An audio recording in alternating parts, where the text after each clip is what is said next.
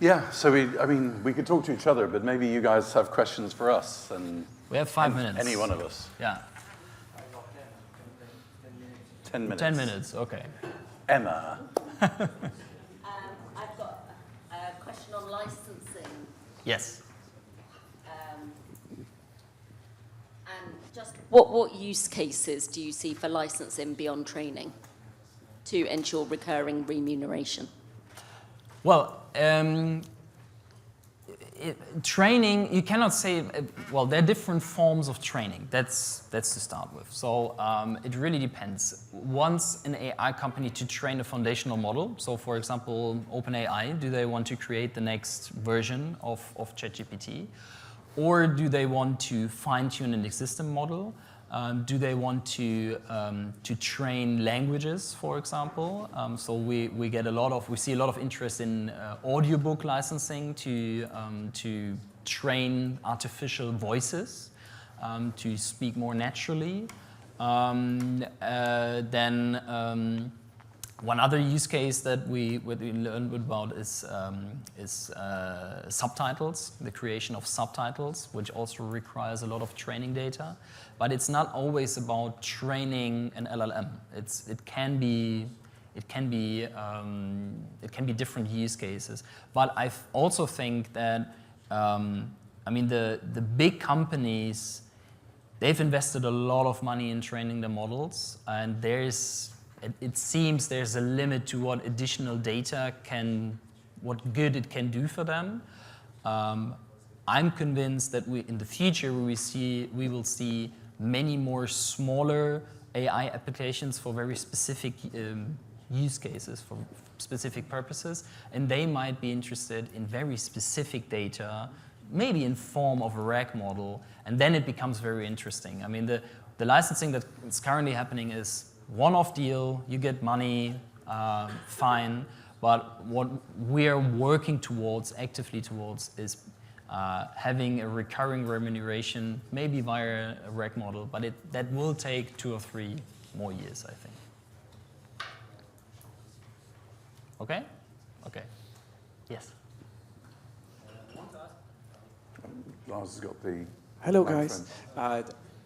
Quick question from a reading system point of view. I spoke to Elisa, by the way. I had a meeting with them. Very, very nice people. And I was just asking them, because I know this is going to come up when I speak to customers, like why it's like it's on the cusp of them asking me, how hard would it be for to let the user just translate the entire book on device? And I don't know what to say about that, because it's probably, I read up on fair use and stuff, and as long as you don't share the version with somebody else, I think that's okay from a legal standpoint. So what do you think, speaking about the quality of translations? Yeah. What's going to happen, guys? I can't speak for Sentinel, it's a shame he's not here, but I do interact with them a lot. So the thing that I've understood about their system, you can do reasonably good generic translations, just going to OpenAI and saying, please translate this to Arabic or whatever. What they are doing is saying that there's almost 3 C's. You get comprehension first, so it's kind of word matches to the right language. Then it's context, this is a book about publishing. Then it's culture, this is specifically an optimistic book or whatever. And so they're beginning to add on layers of finesse that produce beyond generic translations. I think that's working much better with books like mine, which are non-fiction, and where the important part is the conceptual communication, not the art of the articulation. So I think literary fiction will happen later. I'm sure it will happen, though. And it's just as these layers get built in and understood and finessed and nuanced, then we'll get to a good place. It would be interesting from a rights standpoint. Yeah, yeah. Yeah, who owns that? Okay, I have a question for you, Eric. About the AI licensing, what I have seen till now, that the big publishers only that have made big deals with AI tech companies because of the size of the catalogs. How can small and medium publishers start their negotiation with these companies. I think that these companies take care or only considers the size of the catalogs. Small and medium publishers, how can they do this? How can they start this? Collations or something like this? Well, they could approach me, of course, but they definitely need to find a way to collaborate because, as I said, it's about volume. It's about large catalogs. That's the feedback we got from the AI companies. They don't have time to speak to everyone, and they just don't want to. They want to focus on the tech. So the challenge we're facing is really bringing two different worlds together. That only works if you can make them listen, and for that you need to have a big catalog. Even some of the largest clients we have in different territories, they said, well, we got approached by AI companies. We could start negotiating ourselves, but we just don't want to because we're lacking the experience. Please do that for us. So, I mean, we're also learning. We're in active negotiations since about a year. And I'm attending a lot of conferences just to, be as prepared as possible. I'm quite sure we will sign the first deals this year, but it's a long way to go to ensure that the rights of publishers are respected and their remuneration is as fair as possible. But on the other hand, we're also in a sector where a deal can happen so that the AI company gets what they want. Collecting societies are doing a lot of licensing on behalf of Exactly. collecting societies. I think this can be a process, but actually I think the thing that is not being talked about enough is abundance and rarity.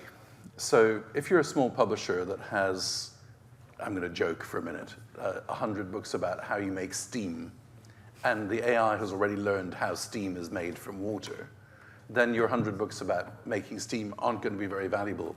There's a big matrix somewhere and they're filling in the dots. So we don't need any more steam stuff, no value, won't pay, won't ask for it. If you've got something, a unique book about how ball bearings are made round at volume, then you can get into an auction and you can actually drive quite high prices. So I think it's the same as everything else. The words and what they're about is going to drive the volume. So I would always recommend to publishers that they begin to curate their catalogs to be more and more differentiated.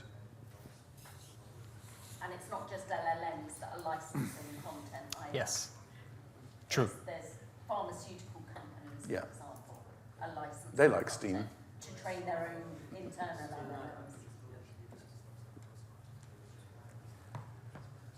Had enough? Oh, one more thing. Oh, no, there we go. Virginie. One more question. Okay, Yes. we're back to China. It's a question for you, Nadim. Oh, no. How do you convince your teenager to read the entire book when he can have a very good extract of it? And how do you convince him to learn to write well when he can ask ChatGPT to write the things for him? What are the arguments? I think education is one of the things that's being hit really deepest by AI. And I think, until the era of ChatGPT and its similar ones, wisdom and learning was all about retention. So we would fill our brains, our big hard disks, and the cleverest people could access the most information and articulate it pretty quickly. So it's like a hard disk in RAM. And what's happened now is we're moving from hard disking to streaming. And it's in the era of streaming where you just get whatever you want pretty quickly and in a pretty articulate form. The critical thing, the power that we need now is critical thinking. And I don't think education is really teaching critical thinking as much as it's still teaching retention. So that's the big conceptual move that has to change. When that happens, then I think we're going to get a different sort of writing from my teenager or my 20-year-old who will begin to originate critical thought. At the moment, we're kind of in between those two things where he just says, well, why would I bother doing that when I can do this? And so I think we are in danger of, unless we change the education system, of just producing paraphrasers which is what's going on a lot now. Having said that, my 20-year-old is going into his final year of university, and now that he has AI and uses it non-stop, he actually knows a lot more because he asks the right questions. If he gets the wrong answer from AI, he asks a better question. So he's thinking about the subject, he's engaging, then he takes what's written and he re-articulates it so he doesn't get in trouble. And so he's actually engaging with the content and finding his own way of speaking it in a way that he never did before. He just got bad marks before.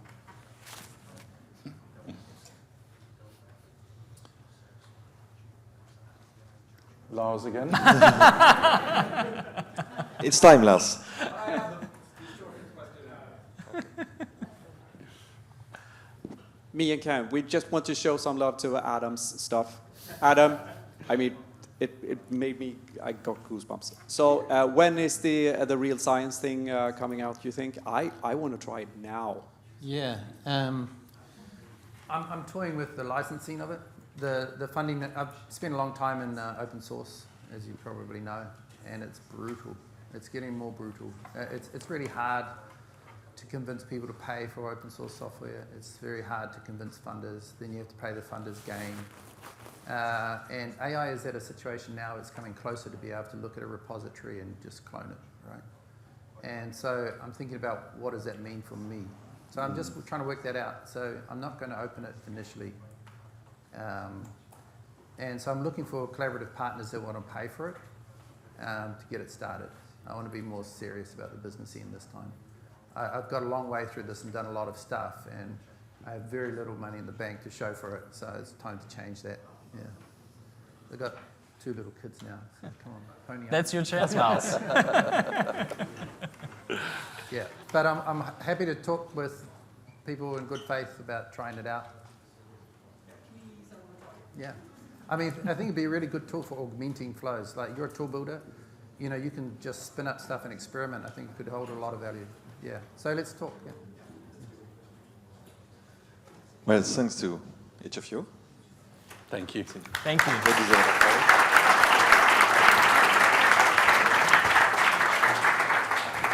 We're having a break now, and after the break we have a panel discussing about digital reading today. And in this panel we invited a voice from Africa, but she was not able to join.